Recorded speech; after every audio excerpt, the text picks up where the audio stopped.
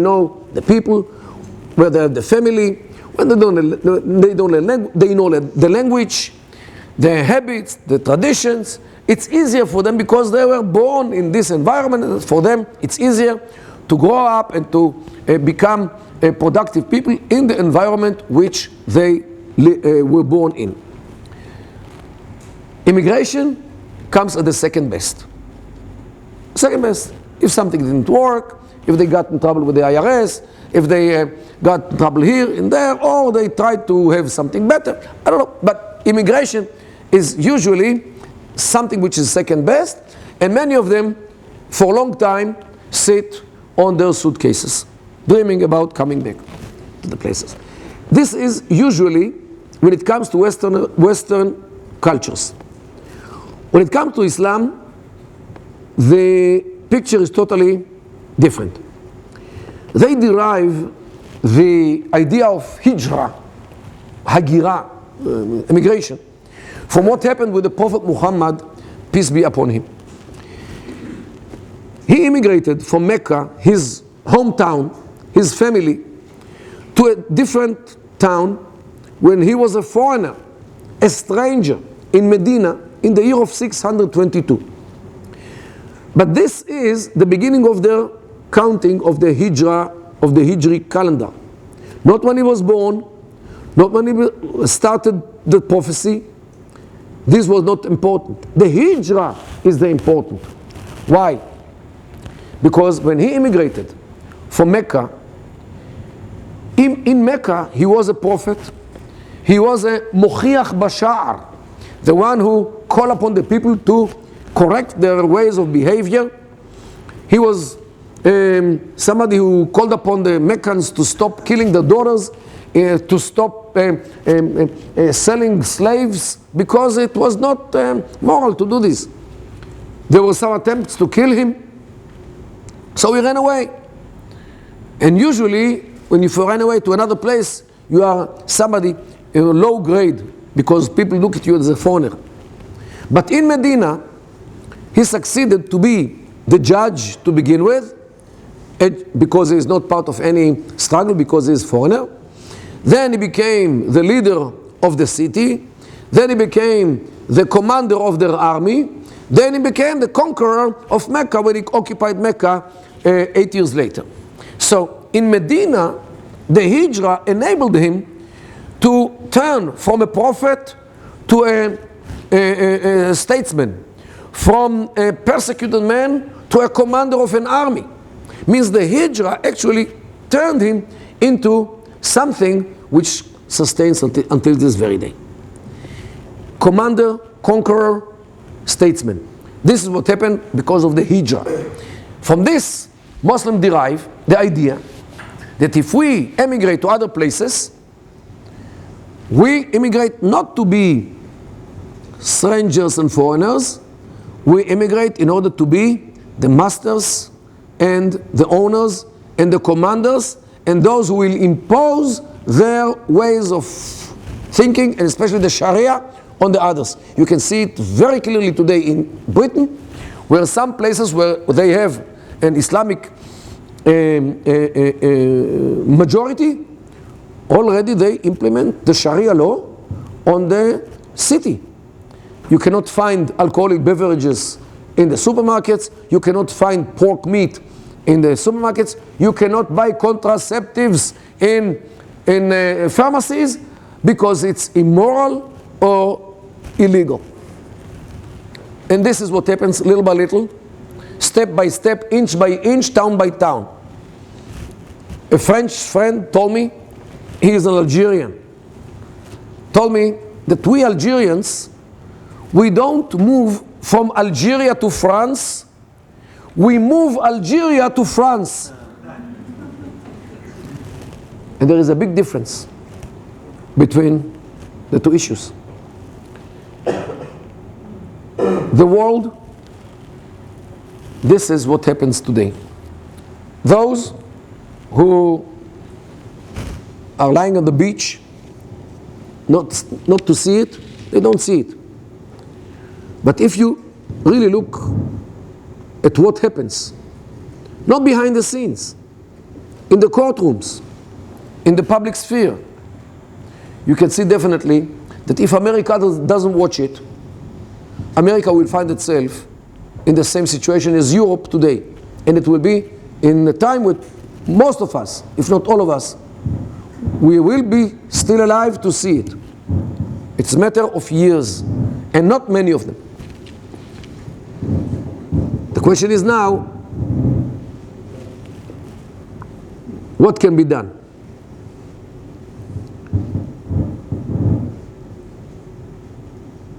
First of all, we all have to bear in mind that if Israel will be sacrificed by the West in order to appease the crocodile will be much more hungry to continue to Europe and maybe cross the Atlantic as well. Because there is nothing more encouraging than the success. Success encourages. And we saw it through history.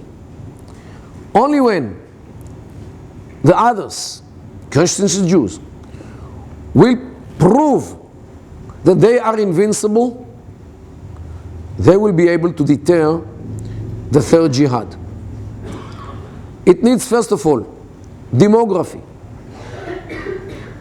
Ladies and gentlemen, I read this weekend that the birth rate in the United States of America is 1.6 children per woman.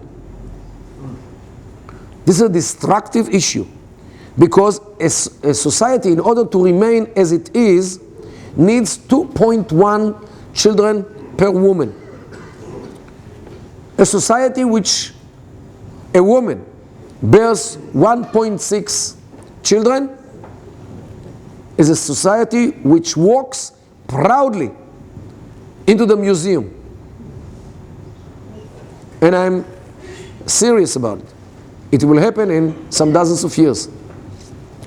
Secondly,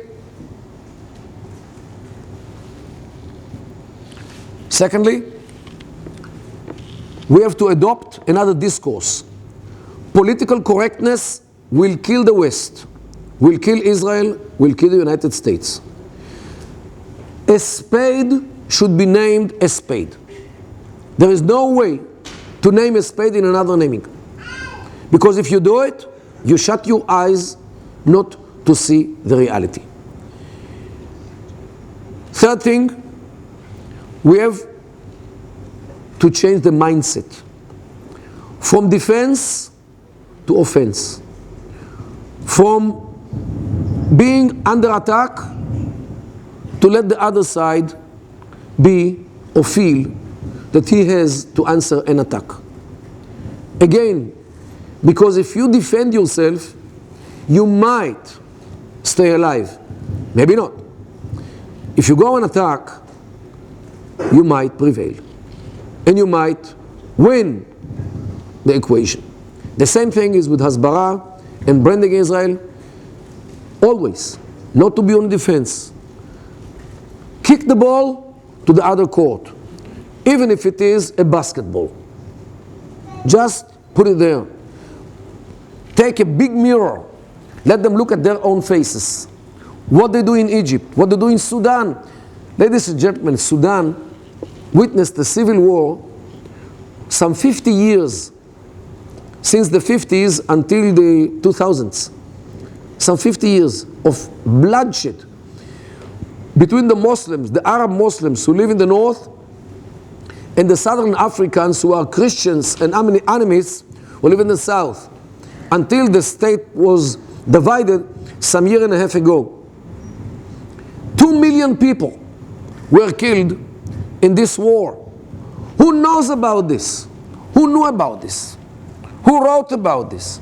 Who reported about this? The New York Times?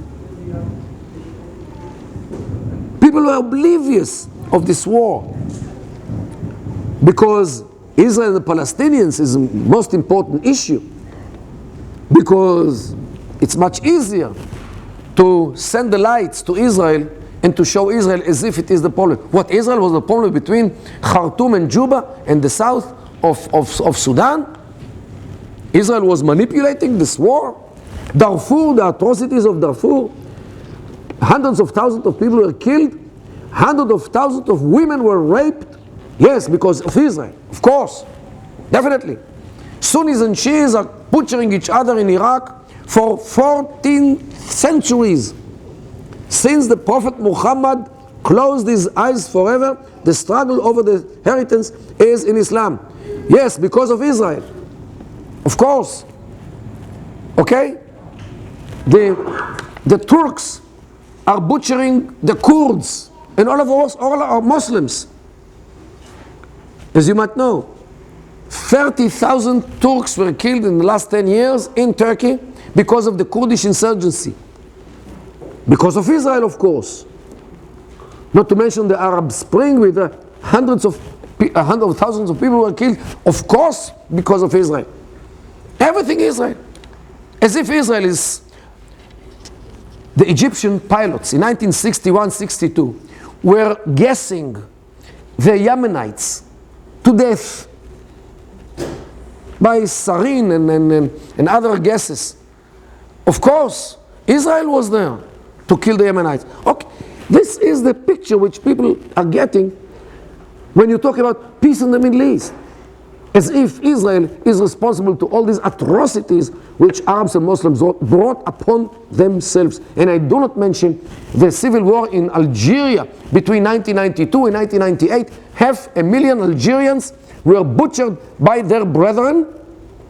And the bloody war between Iran and Iraq between 1980 and 1988. Million people on both sides together were killed by Iran and Iraq. All are Muslims, including those who died in Tehran because of gas missiles which Saddam sent on them. And everything because of Israel. This is the picture which the world gets about what happens in the Middle East. Of course, I also blame us for not saying the truth, for not showing the truth, and how many Jewish journalists work in this country alone, including the one who is viewed as the commentator about the Middle East in New York Times, who knows much but understands nothing about the Middle East. He has a lot of data, but he doesn't make the lines out of the dots. He has a lot of dots, but he doesn't know how the lines are marked in the Middle East. Unfortunately, the one who blessed the Arab Spring, now I believe he would like to rewrite some articles which he published in the New York Times. Unfortunately, people here write about the Middle East without any mastering of Arabic. Would you accept any research performed on the American society by somebody who doesn't know English? Is this logical? Does somebody can write maybe about biology in this country or geology or physics, but about the American society or politics by somebody who cannot read English, who cannot listen to what people say in English? Or about France? Can somebody write anything about France, the society, politics, without French? It's impossible. So what makes people thinking that you can write about the Middle East every day without understanding the Middle East, without mastering Arabic, Turkish, Persian, Pashto, Urdu, all those languages of the language? What? Are those societies less complicated than the American society? With all the factions and the parts of those societies? Forget about it. Nobody can understand the Middle East if he doesn't read, if he doesn't listen, if he doesn't have the direct access to sources in Arabic. This is totally unacceptable. And unfortunately, this country consumes what these journalists are saying day after day, and the reader of the papers and the viewer of the television does not demand that these people should learn Arabic before they say the first word. This is kind of mediocrity, and worse, this is the source of why this country sent its troops to take care of Afghanistan and Iraq and failed totally. Only because people who take decisions in Washington, D.C. are clueless about the Middle East. And I'm telling you, I know it because I am in connection with them. Whenever I meet them, I have to educate them from the beginning about the real things about the Middle East, which they have no idea about. What can we do? This is the issue. And when we talk about Israel or try to defend Israel, definitely the best way to do it is the correct way to do this, is to show the real problems around Israel, because they are the problem and not Israel. Just imagine if Israel evaporates, if Jews just take the suitcases and go back to Poland, to Morocco, to wherever they came from, the Middle East immediately, of course, will turn into democracy, will turn into human rights, political freedoms, women's rights, minority rights, gays and lesbian rights, freedom of speech, freedom of religion, freedom from religion. Okay, immediately, in the minute that Israel will vanish from the Middle East. Okay? When you draw such an absurd picture, people start to understand that the issue is not Israel, because too many people understand that the problem, if you give this absurdic picture, you take it ad absurdum, the situation, definitely people start to understand that Israel is not the problem. And this should be, in my humble view, the message. However, another thing we should also bear in mind, that peace in the Middle East is not based on concessions.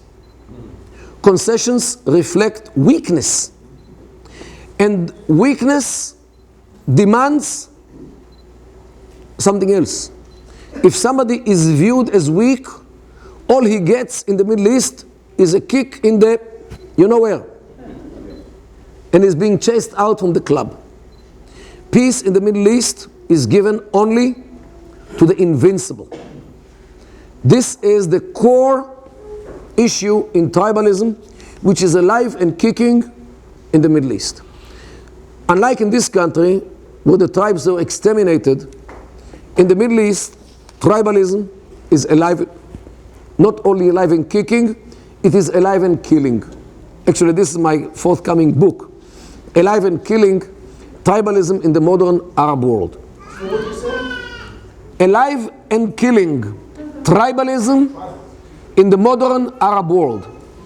It is something which people find hard to believe, but tribalism is what is in the veins of the Middle East on one side, and the other side is Islamism. When you combine Islamism and tribalism, you start to understand the Middle East, in an area where all the imported ideologies, liberalism, modernism, socialism, democracy, communism, patriotism, nationalism, all failed. And the only thing which prevailed is the local culture. And it starts with culture. Local culture, which is combination of Islamism and tribalism. These are the two legs on which the Middle East is standing on. We at Bar Ilan, a group of professors and doctors decided to establish a new center for the study of the Middle East and Islam, in order to show the truth about the Middle East to the world. Because unfortunately, too many think tanks and research groups and universities here in this country and in Europe were bought by Gulf money. And the minute Gulf money is pumped into university, it starts functioning as if it is in Saudi Arabia or in Bahrain. Anything which might be viewed as supporting Israel is banned. Everything which is published is viewed as supporting those who pump the money. We at Bar Ilan will never be bought by Gulf money. We will say the truth because this is our mission. We still look for the name on the center. Anyone who wants to name the center on his grandfather's name is cordially invited to talk to me. I think I'll open the floor for questions and answers.